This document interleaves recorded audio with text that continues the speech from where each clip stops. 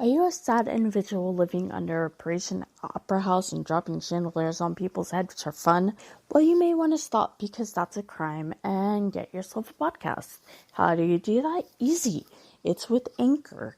Anchor is a totally free app and website, and you can record from your phone or your computer. You don't need fancy smancy equipment. Seriously, I have recorded podcasts from my bathtub while I was bathing. Anchor is free and super easy to use. Anchor has really simple podcasting tools. You sign up and then you start podcasting. It really is that simple. Within an hour of starting my podcast, I was already distributed on Spotify. Now I'm on Spotify, Google Podcasts, Breaker, and Radio Public. So look for the app or the website. The website is anchor.fm, and the app, just go to your friendly local app store and look up Anchor. That's ANCHOR. Happy podcasting! And here we have with you another episode of the podcast. This time we have a content warning for the show Demon Slayer. It has a lot of blood, and I would say gore. And I also probably should give it a language warning here and there. But that's all. So, murder, death, destruction. The usual. It's good. So, if you're not into that, you probably will not enjoy the show, and you may not enjoy this episode of podcast, and that is A-okay. Also, a spoiler warning, since we're going to be talking about the entire Demon Slayer anime with the podcast. So, definitely a spoiler warning, but you probably already know that. Right. Right now, I've only seen episodes 1 and 2, so I've seen all of the episodes, and I'm just rewatching it with Sarah. I'm not much for the spoilers yet, so we'll find out as we go on. Take a sip of my soda. Alright, so start. Well, I honestly don't have much to say. I was more of wondering, what did you think so far? What are your thoughts? I was a little bit confused about how in the beginning the kid who was selling coal... Tanjiro, okay. I remember it started with T, but I couldn't remember his name. Who knows? I don't know how to pronounce Japanese names. It could be Tanjiro. But anyway, so, there apparently are demons all over the place, and, like, there's no protection for the families, but there are people who fight the demons, but people are getting attacked right and left, and I don't understand, like, why the people, like, what did they say, the Demon Slayer Corps aren't, like, protecting the people more. Or, like, why aren't there more of them? Yeah, there isn't necessarily a sort of policing to say. Like, there's more of just demon slayers will go to an area that is reported of demons, but demon attacks can happen out of nowhere, and there kind of isn't a way to prevent that, which isn't necessarily good, because this means that, yes, families can be killed. Yeah, it just doesn't seem very practical. Like, it seems that if you have a core of demon slayers, you'd want them placed in, like, every section of the land, at least one of them, to make sure that these people are okay. I mean, if these people aren't gonna be able to defend themselves. Right, because we're I really need to learn how to pronounce that. Tanjiro, hold on. Just go with that. Works. Where he lives, it's a village, and he lives on the mountain. But, there really is there's no sort of police, there's no other people that are, like, on guard, there's no demon slayers in the village that we know of. So, really, it's just very impractical, but... Yeah, what I want to know is that, like, if there are demons, like, wandering about willy-nilly, why doesn't everybody know self-defense? Like, why didn't his mother, like, have a sword to protect herself? I mean, maybe she was like, oh, no, I don't believe in demons. They're just silly stories anyways. I'm going to definitely not get murdered. Whee! I mean, I don't know. But I think it might have been while they were sleeping, so there might have not been, because it happened at night, because demons burn up in the sunlight. Yeah, that's right. It couldn't have been during the daytime. So, but even still, I feel like at least one person might have been awake for it, and at least one person might have done something about it. Like, Nezuko, she was protecting one of the people, but she still got turned into a demon, and the rest of the people were still murdered, so... Yeah. Not much really could be said in protection or fighting back. Yeah. Which I guess is fair, maybe. Why don't these people have more weapons? That's... yeah. But anyway, that was just like, oh, okay, that's weird. It's very sad. Mm-hmm. Yeah, actually, the first time that I watched it, I definitely cried. Like, I'm not even going to try to say that I didn't, but it honestly, the first episode was very sad for me. Yeah, it's really depressing. So, but now I'm a big boy who isn't afraid of anything, and I can handle a whole family being murdered. I'm so proud of you. But so anyway, his sister is turned into a demon. So I think I missed something. Was she bitten or what? See, the way that demons are kind of made, I'm not sure if like two demons do the diddly-do. I don't think another demon can be made, but I'm not sure because I'm not sure if there was ever an example of that. But the way that other demons are technically made is that anime Michael Jackson, who is also a demon, is like this big old... He's like an extreme higher up. Like, there's just... It's a pyramid sort of way, and Muzan, which is the name of the Michael Jackson guy, is all the way up, and he literally has the power to turn humans into demons. And basically, the way that he does this is he creates a wound, and he drops his blood into the wound, which turns that person into a demon. Okay. It's very strange, but I suppose in a way it makes sense. I mean, it's not like vampires where you just bite and whoop, they're a vampire now.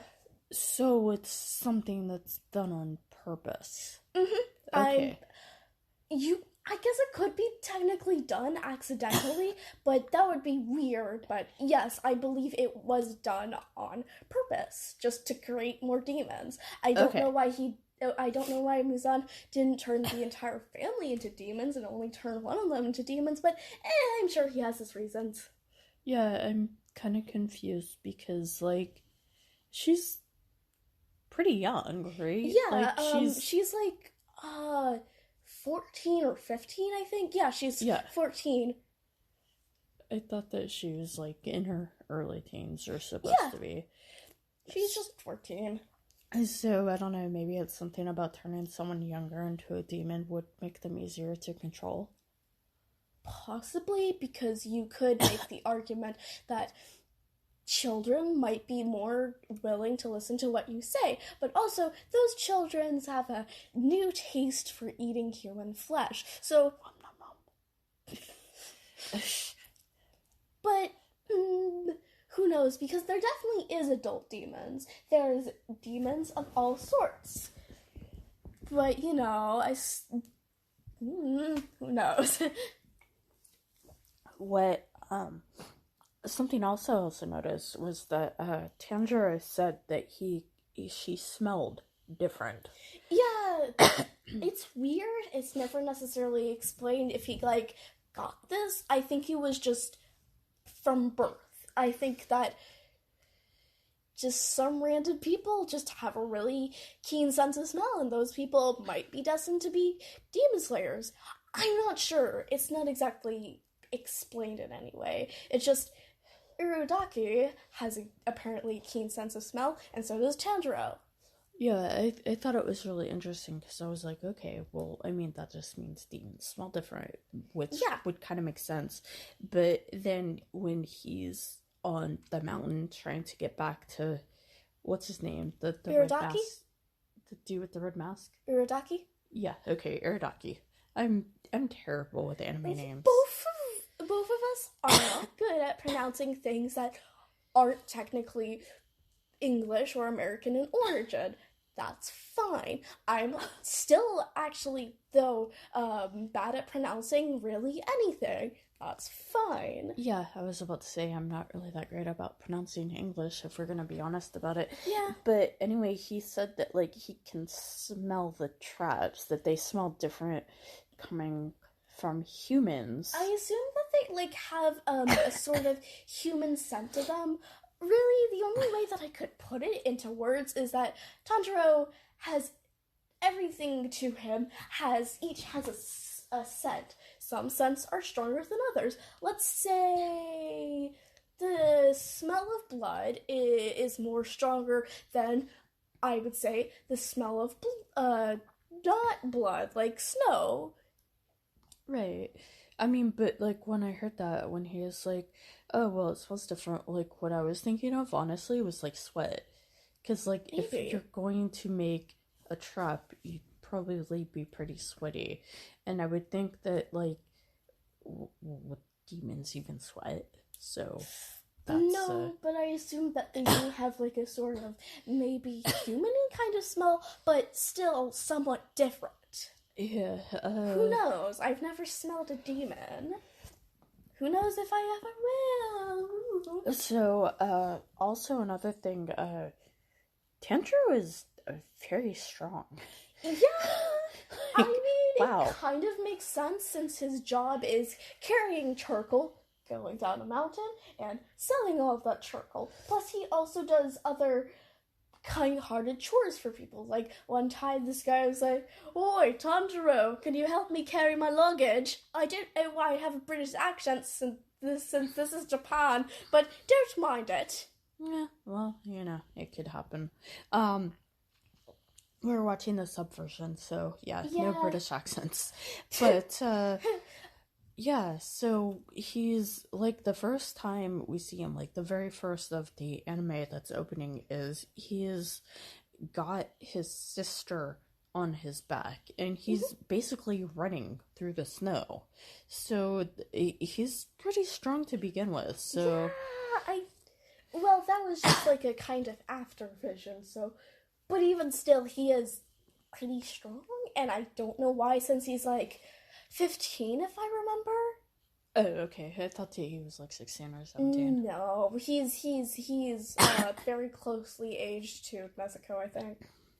He's a young boy. But he's yeah. a baby boy. So, well, I'm assuming that, like, carrying coal around all the time probably has something to do with it. Maybe. And also just all the other things he does with people. He also carries a hatchet around, and I think one of his siblings mentioned wanting to cut the wood with Tanjiro. So I would assume that probably growing up, like, chopping wood might have made him a bit stronger. Yeah. But he definitely has some muscles on that meat. Yeah, I forgot about the wood chopping thing, but yeah, he did. And so, after he discovers the bodies, he realizes that his sister has been turned into a demon. Well, actually, he doesn't necessarily realize it. He can tell that one of them is still alive. He said that Nezuko's body is still warm, and maybe he can get her to a doctor. Which I guess is fair, but then Nezuko's like, rawr, rawr, and then he's kind of like, oh shit, she's a demon. Yes. Oh, fuck nuts, she's going to kill me. But then he's like, why? No, don't, I'm a baby who's crying. And then they both cry and stuff. I don't know what I was going on about. Her tears fall on his face.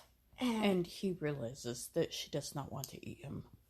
Which is very strange, apparently, because demons are supposed to be, like, super chompy and such. Yeah, I would say that most of them are hostile. It's not very common for most demons to be docile, and they don't try to eat people.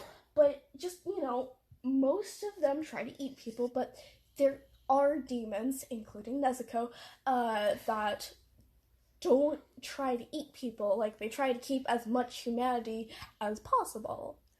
Yeah, so, they find a house because, Tanjiro smells blood. Again. He's smelling a lot of blood. This poor kid. He's not having a great day. But, so, there's a demon. And then there's the other dude. Not... Kia? Was that his name? Giyu.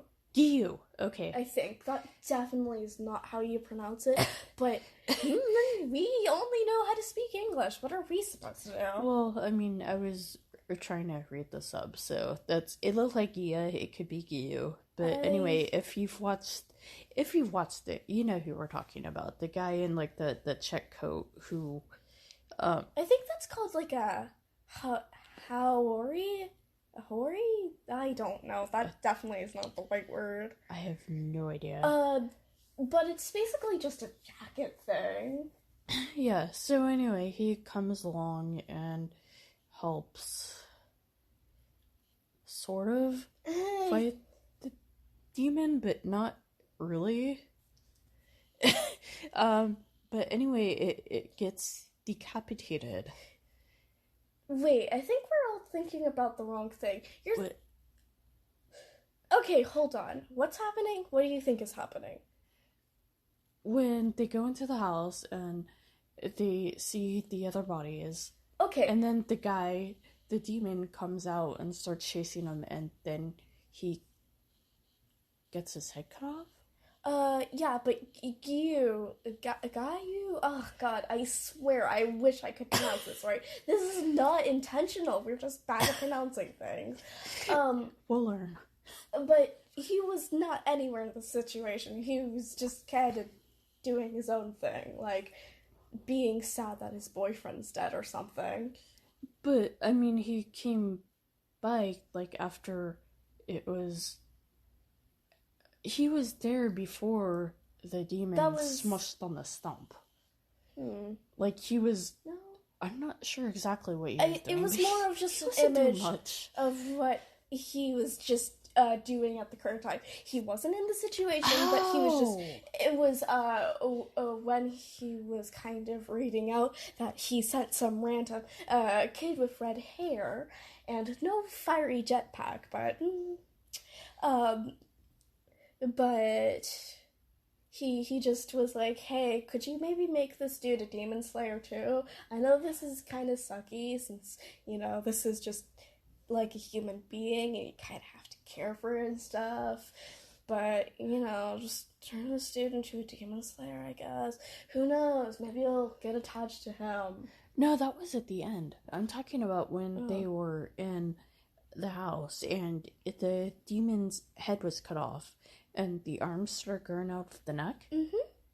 And the body fell, like the torso and the legs fell in the stump. And the hatchet attached the head to the tree. Mm-hmm. Like, even saying it sounds really weird. It actually makes perfect sense if you watch it. Sort of. But anyway, so Giyu is like, you have to kill him, and he's like... No, that was Iridaki.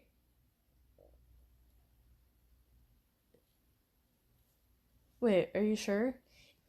Okay, I swear, I just watched this, like, not long ago. I'm so confused. We're so confused here, apparently. Okay. Just take my word for it. Giyu was nowhere in this situation. He was doing his own thing, but Iridaki was the guy, like, you know how to kill it, right? Okay. You don't? Vibe check, then. Oh, no, because Gyu was the guy who told him to keep Nezuko out of the sunlight. Yeah. Okay. Yeah. Okay, now I don't know how I got those two confused, because one is wearing a very red, rather phallic mask, and the other one is not. It's...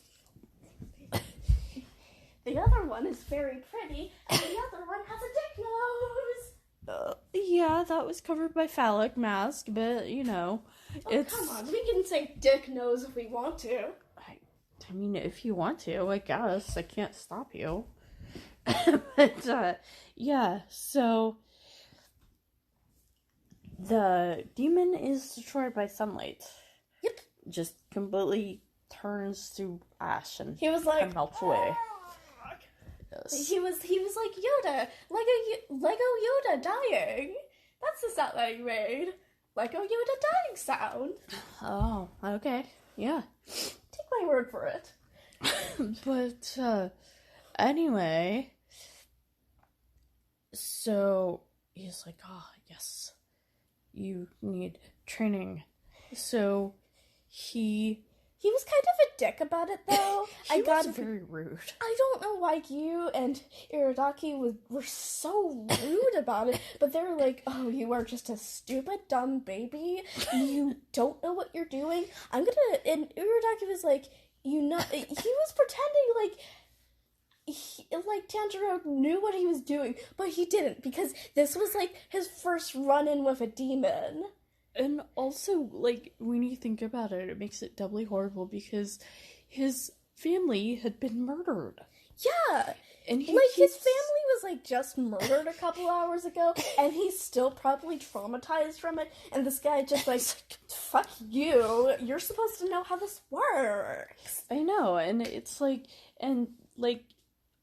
a couple hours after he found his murdered family, like, he stumbles across dead bodies, and then these two dudes are like, you're so stupid, what's wrong with you? They're very... I love your straight girl voice, your white straight girl voice. Thank you, I try. But but yeah, it's like, so he starts testing him. Right, and more of just training, but also this is just like his pre-training before Iridaki's like, okay, yeah, I know that you won't crumble if I smack you. Yeah, and like he's like, do you know why I smacked you? And it's like, because like he's like, and do you know what happens if your sister eats a human? And like he's just sitting there because, I mean, honestly, how would you respond? Honestly, if I was him, I would just start bawling my eyes out because this guy is being so rude to me. I'm still traumatized from my family being murdered. How am I supposed to bear this responsibility? I'm 15! Just, he's so mean. But anyway, so yeah, he does smack him. Like, hard, too. Like... There's like a bruise, I think. It honestly just... is so sad that he's just such a dickhole. It's must horrible. Be the mask. Maybe I don't know, but so he tells him that the only response would be to kill his sister and for some reason kill himself, which I didn't understand why he would have to kill himself. I guess because... Probably because of just the burden of guilt from killing his own sister. But, you know, that'd kind of be the only way to quote-unquote atone. See, I thought that maybe it could have been, like, the fact that he was taking responsibility for his sister. So if she killed somebody, then he would have to suffer the same punishment. Which... I think it's more of just the case of knowing that you just killed your sister and being so aggrieved that you kill yourself and just slit your stomach, as Urodaki says, which doesn't make any sense, because that's just stabbing yourself in the tum-tum. Well, see, because I thought that he was talking about seppuku. Probably, but who knows? Which, I mean, kind of makes sense, but Man, that's brutal. Like, this poor traumatized child. So, Iridaki takes him to a mountain. It's very high up. The air is very thin. Like, he's not breathing well. Apparently Iridaki is, though. Like, he's just fine. Yeah, he's just chill. He's just vibing. He's, like, kind of just fucking torturing this kid, and he's just like, yeah, I'm vibing. Yeah, and then he's like, well, okay, now you gotta get down this mountain before daybreak. And he's like, oh, okay, this is fine. And then Iridaki, like, disappears in the mist. It's very strange. Oh, and yeah, you also mentioned when Igyu just, like, kind of teleported away. I'm saying kinda. You said that he made a fart noise. Oh, yeah, it's when, Gyu went away, he just like there's this rumbling noise, and I swear, like, it sounded like it was a whooshy noise, and she thought it was a fart noise, and I just think that's so insane. I don't know. I mean, anime can get pretty weird. It wouldn't be surprising to me if there wasn't an anime where somebody teleported by farting. I mean, it could be a thing. Who knows? But anyway, so he is on this mountain. I'm trying to get down, having a lot of trouble breathing, and there are traps all over the mountain. And he gets the crap knocked out of him. Literally, he gets his ass fucking handed to him. Yeah, it's pretty bad. His life is just horrible right now. Yeah. So he kind of, like, takes stock of things, and he realizes that he can smell the traps because they were created by humans. But just because he can smell the traps doesn't mean that he's able to avoid them all. He isn't suddenly athletic and able to dodge all of them, as he says. Which I kind of thought was cool that they acknowledged that, like, he's not gonna be, like, maybe he has, like, a super gift that's small, but he's not, like...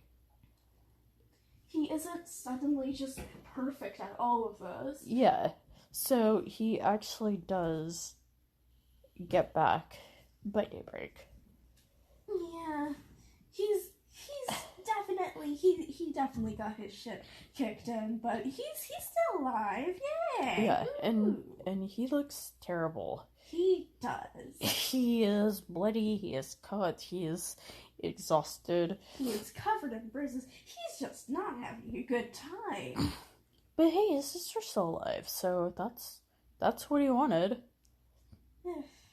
So, then we get the letter that Gyu sent to Iridaki to introduce him to Tanjiro. Tanjiro? Who knows? We give up. If we do another episode on this, we are just going to continually pronounce his names incorrectly, even if we look them up and know how to pronounce them correctly. It's just... Even if we knew how to, we would still just incorrectly do it because we don't fucking know what we're doing. Probably. We're just trying our best. Yeah. So anyway, it's basically he's like, I'm sorry to do this to you, but I think that he has some real potential. Could you please train this kid to be a demon slayer? Because he and his sister are somehow different than anything we've ever experienced. Also, he attacked me unarmed, so that was pretty... Oh, yeah. Yeah, that's like... This weird kid attacked me and he was completely unarmed and I don't understand this. Please help me. Send help, Dad. Is he his dad, really? I don't think genetically. Oh, okay. But Iridaki, I believe, did train Gyu. Oh, okay. But I would just say he's sort of a father figure, but not his genetic father. He's not a very nice father. Yeah. But, yeah, so that's basically what happened in the first and second episodes. So, I hope you have a happy day and keep it fruity. And don't forget to be kind. Lilliana, anything else you want to say?